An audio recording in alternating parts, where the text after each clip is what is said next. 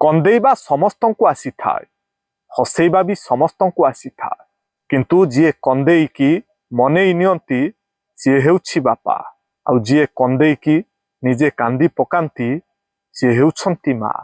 जीवन रे आसुथिबा प्रत्येक दुख एवं जंत्रणा को सह्यत करिबाकू हुए, हेले निज लोक जेतेबेले धोखा दियंती, नाना प्रकार छलना करंती, सेतेबेले जंत्रणा मान असह्य होई जाए।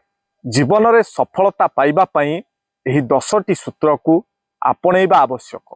विफलता को केबे भी भय करंतु नाही, जहा करिबा कथा वर्तमान ही करंतु, कारण वर्तमान ही काम करिबार प्रकृत समय।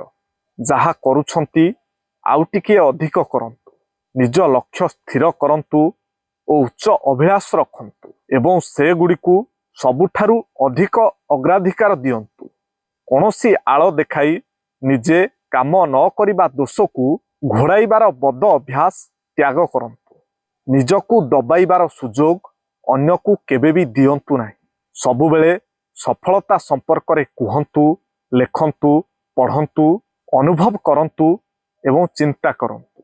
आपण जहा हेबाकू चाहंती सेपरी पोशाक पिंधंतु एवं सेपरी काम करंतु। सफलता संपर्कित नीति नियम गुड़िकर अध्ययन अब्याहत रखंतु। अदरकारी काम गुड़ी को परित्याग करी अधिक दायित्व नहीं काम करंतु। देखिबे सफलता आपण को निश्चय दिने ना दिने मिलिबो। कौन सांग माने ठीक तो?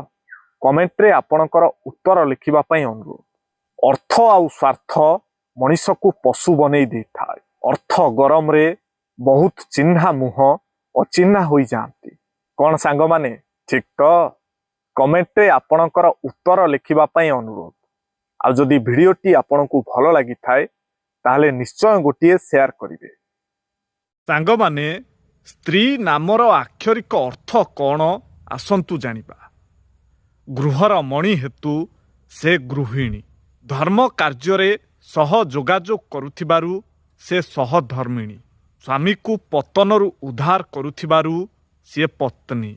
महिषी बाला होइथिबारु से महिला। गृहर कांता बा सौंदर्य होइथिबारु से कांता। अरी बा शत्रु नाश करिबार शक्ति थिबारु से नारी। दुई कूलर हित साधन करुथिबारु से दुहिता। कूलकु धन्य करुथिबारु से कन्या। गृहर भार संभाळु थिबारु से भार्या। संसार को सुंदर करुथिबारु से स्वरूपा। गृहर स्थिति स्थिर रखुथिबारु से स्त्री। माटी ओ आकाश परी होइथिबारु से माँ। विपदरु उद्धार करुथिबारु से बोऊ। गृह को प्रमाद मुक्त रखुथिबारु से प्रमोदा। परिवार शीर्ष अर्थात मस्तक परी होइथिबारु से मोहनिया। कौन सांग माने ठीक तो? तेणु सबु बेले सबु परिस्थिति रे नारी को सम्मान दियंतु। कमेंट रे आपणकर उत्तर लिखिबा पई अनुरोध।